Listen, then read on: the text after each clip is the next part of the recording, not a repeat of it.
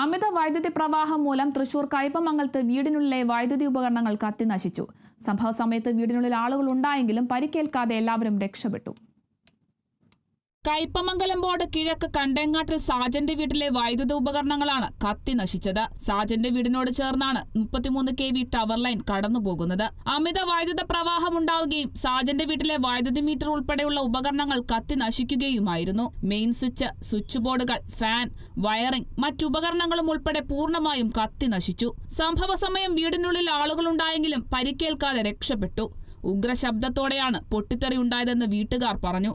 1 വർഷം മുൻപും സമാന രീതിയിൽ ഷോർട്ട് സർക്യൂട്ട് മൂലം അപകടമുണ്ടായെന്നും 1.5 ലക്ഷം രൂപ ചിലവാക്കിയാണ് വയറിംഗ് പൂർണ്ണമായും മാറ്റിയതെന്നും വീട്ടുടമ പറഞ്ഞു.